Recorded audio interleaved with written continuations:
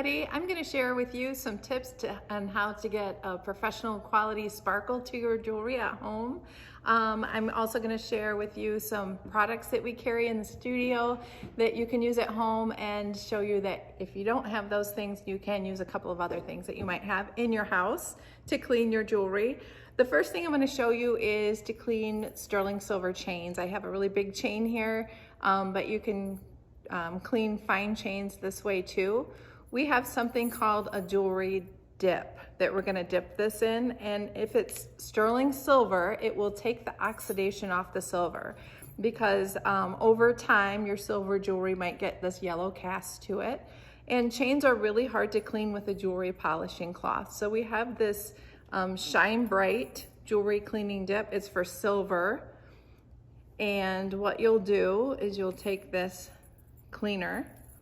It's got a little basket, and we'll just put the chain in the basket, and we'll just dip this for a few seconds, and that will just pull off all of the oxidation.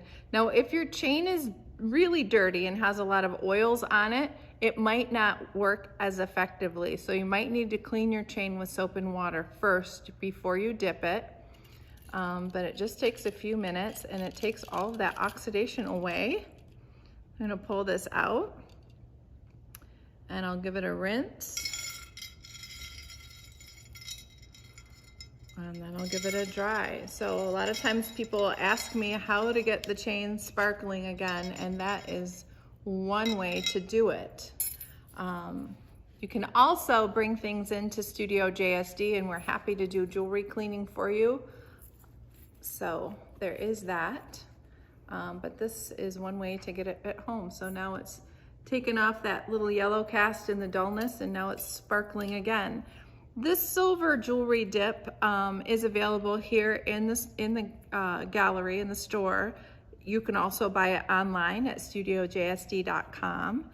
And it is only good for sterling silver without gemstones. Some gemstones you can put in this. This does have chemicals in it that's harmful to a lot of things. So you wouldn't be able to put your opals in here. You wouldn't be able to put organics like coral, shells, pearls. Those kinds of things are not good to put in here, or any softer stones like malachite. You can put hard stones in there. So you could put, if you have silver that has like, this one has an agate in it. Agates are really hard stones. You can put onyxes in there. If you're not sure, just don't dip it. So here I have a pretty heavily oxidized agate ring. So this is a fire agate, and I'm gonna dip that. And you can see already that that's really taking that oxidation off of there quite quickly. If you do have decorative oxidation, like around the stone here, how it's blackened, the dip will remove that as well. So with this one, I've got a lot of that other oxidation removed. It hasn't gone far enough to take it out of the decorative area. So I'm just gonna rinse it, and then I'll dry that off, and see how quickly and instantly that, just dry it with just any soft towel. And again, brightened it right up. So it's almost like magic. And then care should be, you should take care of handling this. Like it is chemicals. You don't want to, let your kids get into it or anything, and you don't want to leave it on your skin for very long at all. But it does wonders cleaning up the jewelry. So that is the silver dip. I've got this pearl that is starting to get a little bit yellow and has some oxidation on it, but I would not want to dip this pearl in there. I could dip parts of this in there without getting the pearl in there, but I want to pretty much avoid getting any of this on the pearl. So I'll just put this away, and I'm going to clean my pearl with just a mild soap. This is just a soft soap, hand soap, and I'll put a little bit of that on a toothbrush and get it wet here. And I'll clean it really good. Now, if you have any perfumes and oils and anything on the jewelry, like if it was on the chain, this is how you would clean it before you would put it in the silver dip. but any jewelry can be cleaned in mild soap and water like this. And this is just a really soft toothbrush. It could be a worn out toothbrush that you clean up, put through the dishwasher, and then designate it for your jewelry. But soft bristles work better.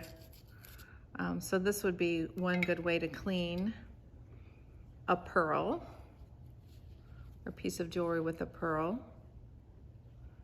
And then that really takes off really light oxidation and takes all of the residue of makeup or oils off of the jewelry. You can also follow this up with a jewelry polishing cloth. We carry the sunshine cloths in the studio. The sunshine cloth is a soft cloth that has cleaning abrasives right inside the fabric. So it will buff and polish any metal, and it doesn't have to be silver. So you can use this on silver, you can use it on gold, you can use it on copper, brass.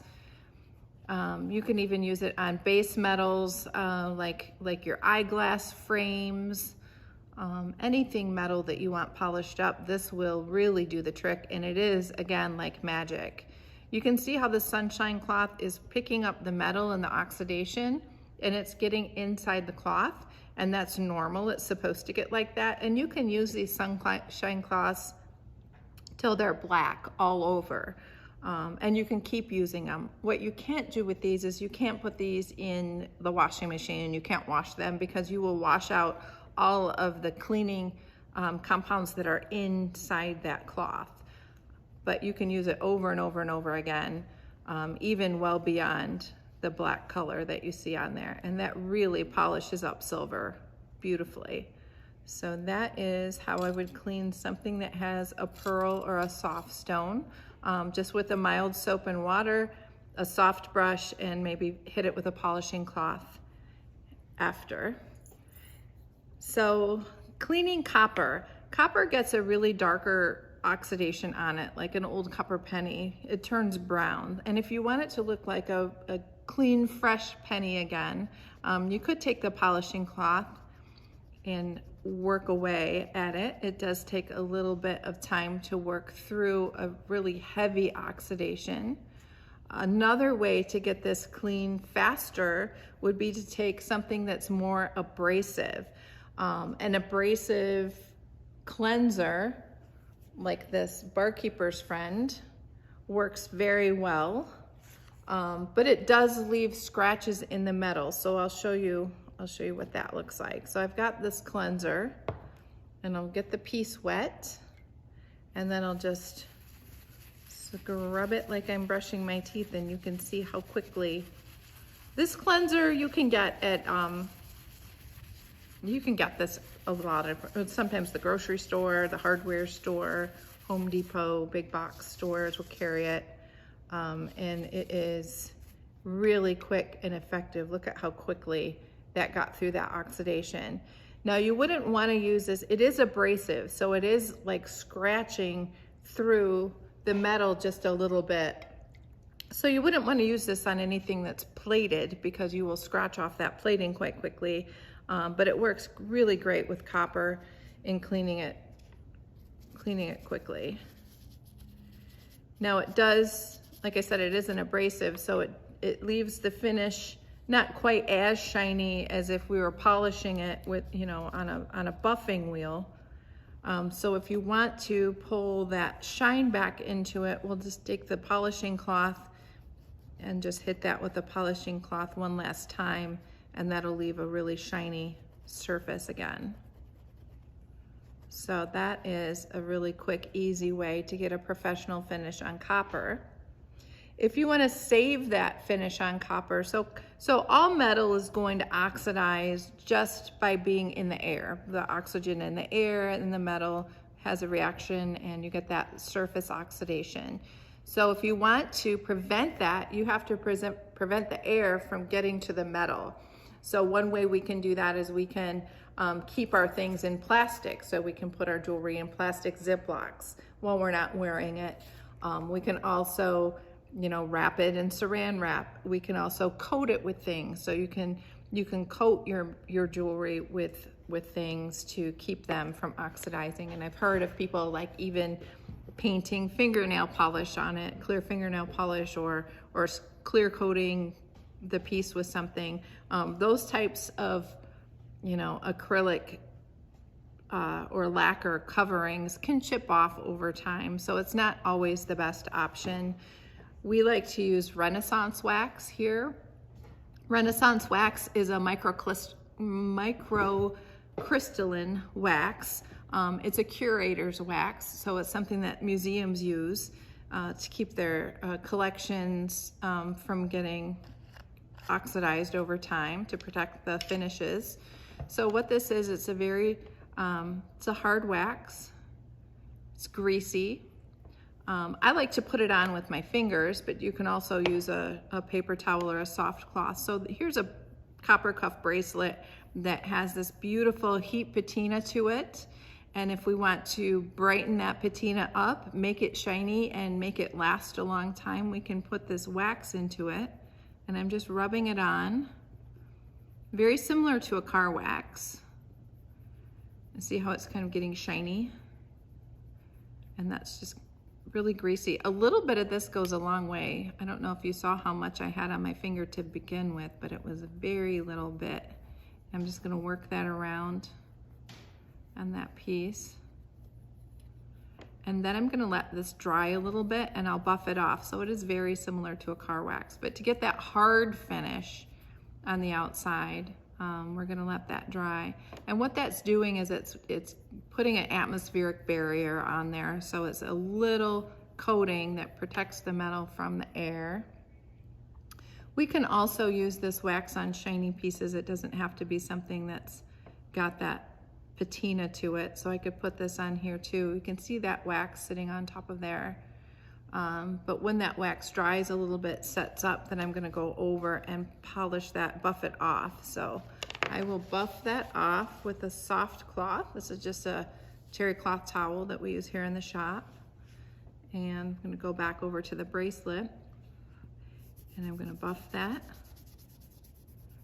You can see how the colors deepened, the beautiful heat patinaed surface deepened and got shiny, and now it's a hard, dry surface, and it's protected. And I prefer the waxes over lacquers because the lacquers are a hard surface that can crack and peel, but the waxes are a soft surface. So it's flexible, especially for a bracelet like this that flexes. We don't want it to chip and crack and fall off.